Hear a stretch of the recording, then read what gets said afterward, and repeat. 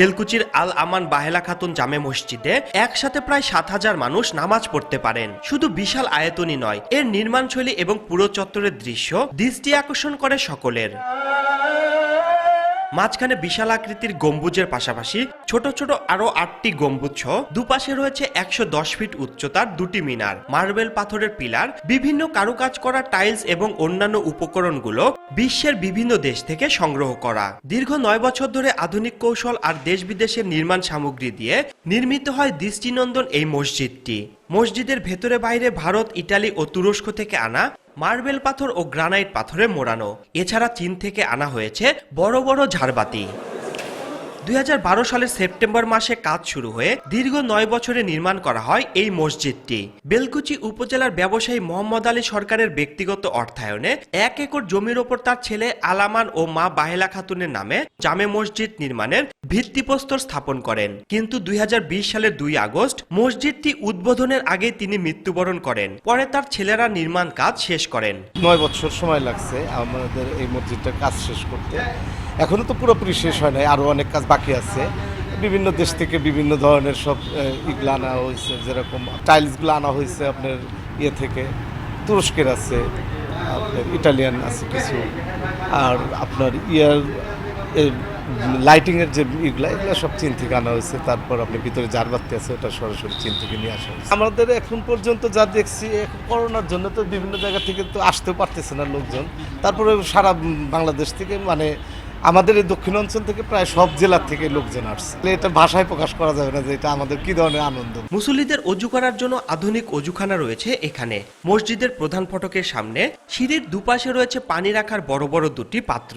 স্বয়ংক্রিয়ভাবে ফিল্টার হয়ে সেখানে পানি জমা হয়। পরিমাণে কমে গেলে আপনা আপনি ভরে যায় পাত্রগুলো। মসজিদের মালিক পশ্চিমে বিশ্বের সাথে মিল রেখে আধুনিক টেকনোলজি ব্যবহার করে একদম ডিজিটালাইজড, একদম পানি ফিল্টারাইজড করে একটি অজুর পানি রিজার্ভ একটি ব্যবস্থা করেছে। এটি সম্পূর্ণ নিরাপদ, এটা পানযোগ্য এবং ১০০% ফিল্টারাইজড। মসজিদটিতে পুরুষদের পাশাপাশি নারীদের নামাজাদের জন্য বিশেষ ব্যবস্থা রাখা হয়েছে। প্রতিদিন অনেকে আসেন এখানে নামাজ আদায় করতে। আমাদের এলাকায় একটা মসজিদ হয়েছে, এটা আমাদের জন্য অবশ্যই গর্বের বিষয়। তো আমরা সব এলাকার সব মানুষ এই জায়গায় এসে নামাজ পড়ে। ইভেন বাইরের থেকে অনেক মানুষ আসে, এগুলো এই মসজিদটা দেখা যায়।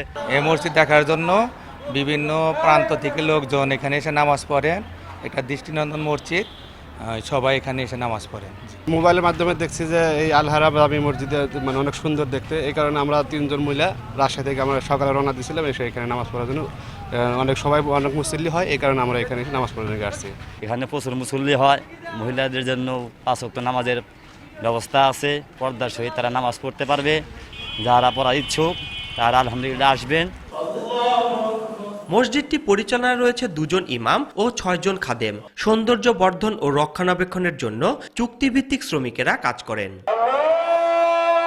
দিনের আলোতে শুধু নয়, রাতের বেলাতেও সৌন্দর্যের কমতি নেই। ঝাড়বাতি ও অন্যান্য উৎসের রং বেরঙের আলোকছটা মসজিদের সৌন্দর্য উপভোগের সাথে সাথে এখানে নামাজ আদায় করতে পেরে প্রশান্তির কথা জানান দর্শনার্থীরা। আসলে এর আগে আমরা দিনে বন্ধু বান্ধব নিয়ে আসছিলাম, আমরা আসলে এই লাইটিংটা তখন দেখতে পাইনি। মূলত আজকে এই লাইটিংটা দেখার জন্য এখানে আসে। এখানে আসলে দিনের রাত্রেবেলা ভিতরে রং বেরঙের বিভিন্ন ধরনের লাইট লাগানো হয়েছে, ভিতরে অনেক কারুকার্য এবং অনেক সুন্দর লাইটিং। বিভিন্নভাবে সে চিন্তা ভাবনা করে লাস্টে সেই মসজিদটাকে তার মতো করে বানানোর জন্য বিভিন্ন দেশে থেকে বিভিন্ন রকম স্টাইলস, লাইট, ফ্যান এবং আলো সজ্জা যাকে বলে এতটুকু কমতি নাই এই মসজিদে। মসজিদের যেই কারুকার্য তথা আমাদের বেলকুচির মধ্যে সবচেয়ে ভালো একটা মসজিদ এখানে, তথা সিরাজগঞ্জ তথা উত্তরবঙ্গের মধ্যেই সবচেয়ে আমার কাছে মনে হচ্ছে অন্যতম দৃষ্টিনন্দন একটা মসজিদ। এখানে যে ডিজাইন, সেখানে প্রত্যেকটা ডিজাইনে আধুনিকতার ছোঁয়া। এখানে পানি ব্যবস্থা, অজু করার ব্যবস্থা, সব দিক দিয়ে মসজিদটা আমার কাছে মনে হচ্ছে ডিজিটালাইজড পদ্ধতিতে করা। বিষয়টা আসলে এই মসজিদের প্রত্যেকটা কারুকার্য, মানে টাইলস, তারপর ম্যানেজমেন্ট সিস্টেম, তারপর মসজিদের খাদেম, তারপর মুয়াজ্জিন, ইমাম, সব কিছু অনেক সুন্দরভাবে পরিচালনা করা হইতেছে। তো আসলে এই মসজিদটা যেন সবার অনেক অনুকরণীয় হয়, এই উদ্দেশ্যে আসলে সবার এত প্রয়াস। এই রাতের ভিউটা দেখার জন্য অনেক বাইরের জেলা থেকেও আমাদের এই মসজিদে লোকজন আসতেছে। গ্রামে আসছি অনেকদিন হলো, তো ভাবলাম যে আমাদের এলাকায় এত একটা স্থাপনা, তো আমি অবশ্যই দেখার জন্য।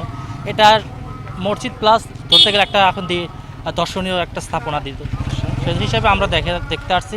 এবং এই যে রাতের লাইটিংটা অনেক সৌন্দর্য, যার কারণে এখানে একটা দেখা যায় ভালো একটা স্থাপনাতে নামাজ পড়লে মনের একটা প্রশান্তি আসে, এই জন্য আর আসা আর কি। চলতি বছরের 2রা এপ্রিল জুমার নামাজের মধ্য দিয়ে এটি উদ্বোধন করা হয়। রিঙ্কু কুণ্ডু, সময় সংবাদ, সিরাজগঞ্জ।